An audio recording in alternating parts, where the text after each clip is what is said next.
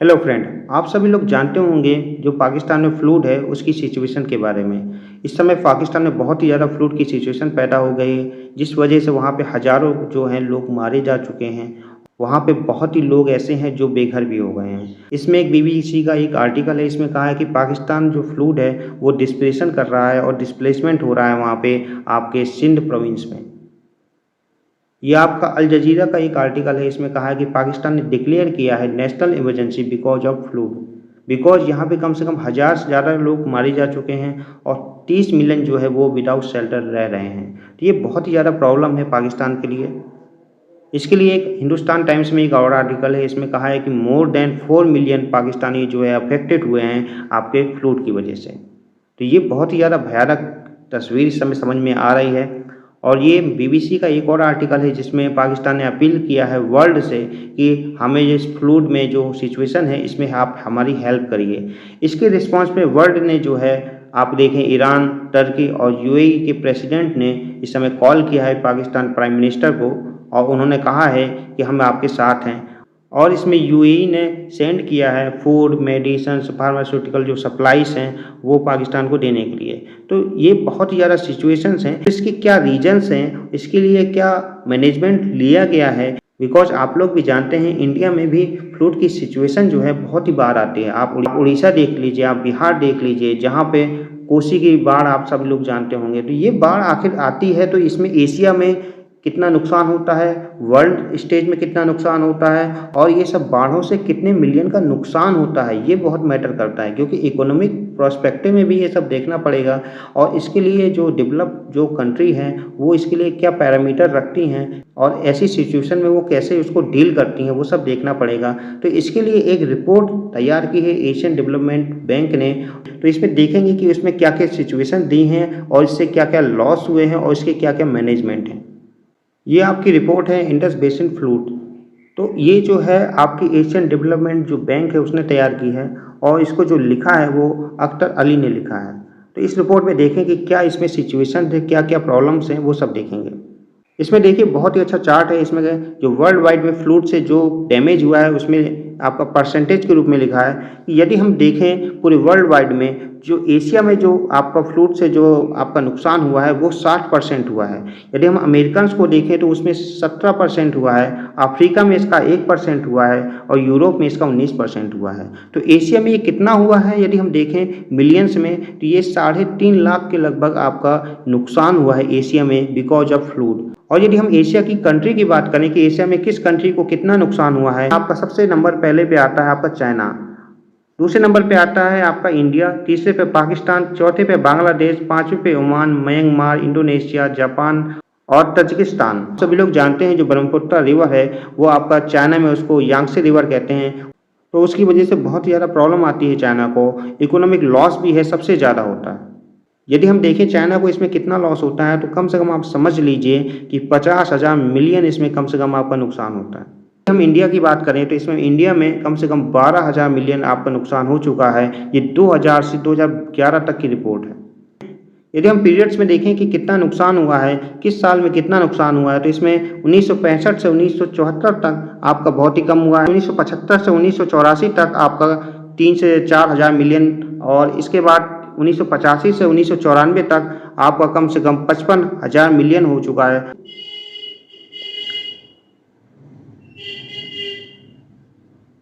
और 1995 से 1904 के बीच में देखें तो इसमें कम से कम 1.5 लाख मिलियन इसका नुकसान हुआ है। और 1905 से 12 के बीच में देखें तो ये आपका नुकसान कम हुआ है। बिकॉज क्या है कि बहुत ही ज़्यादा मैनेजमेंट को सुधारा गया है। तो ये सब प्रोस्पेक्टिव इंडिया में लाए गए हैं, डैम्स बनाए गए हैं, जिस वजह से क्या है कि बहुत ही कम इसमें आपको नुकसान होता है। तो पहले इस समय 1995 से 1904 के बीच बहुत ही ज़्यादा नुकसान हुआ था। ये नुकसान जो है वो एशिया भर का दिखाया गया है। यदि लाइन डायग्राम की बात करें तो पाकिस्तान में 9 नदियाँ बहती हैं जिसमें इंडस रिवर जो है वो प्रमुख है।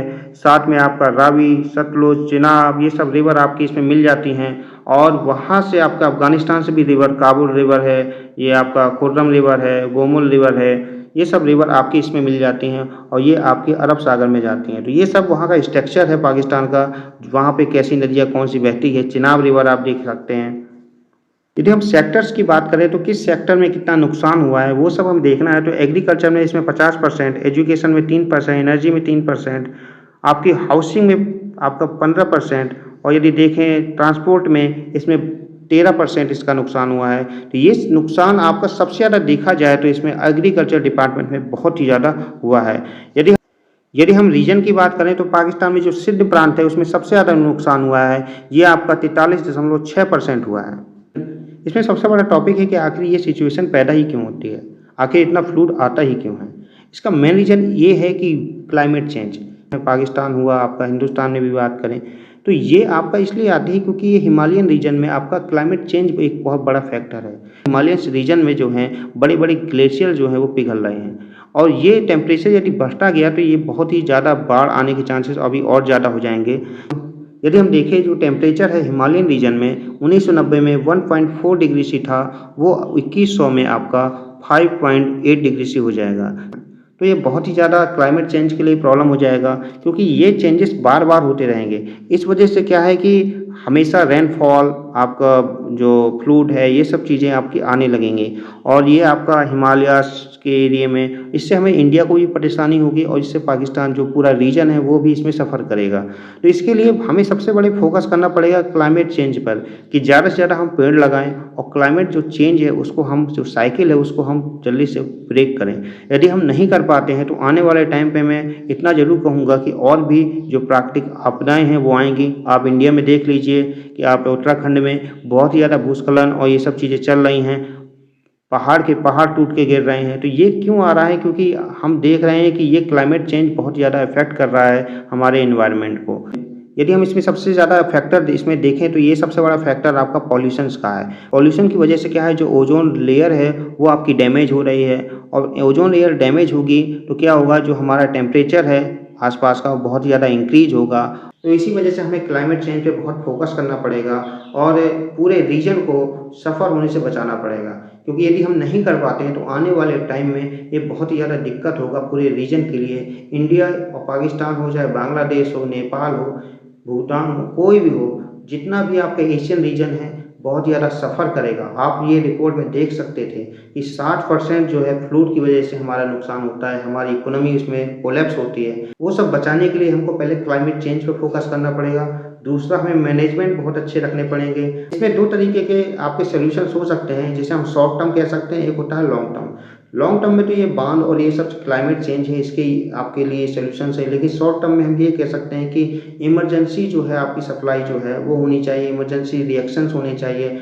यदि जहाँ पे बाढ़ की सिचुएशन है वहाँ आपको पहले पता हो जाना चाहिए, टेक्नोलॉजी डेवलप आपको करनी पड़ेगी, बिकॉज बिना टेक्नोलॉजी के आप नहीं जान सकते कि कहाँ पे क्या होने वाला है। तो टेक्नोलॉजी पे बहुत इंप्रूवमेंट रखनी पड़ेगी, एजुकेशन सेक्टर आपको सुधारना पड़ेगा उसके लिए। तो वो चाहे कोई सा भी रीजन हो, हमारा हो या फिर पाकिस्तान हो, कोई भी हो, ये चिंता का हर जगह विषय है, क्योंकि आज उनके यहाँ है तो कल हमारे यहाँ भी होगा।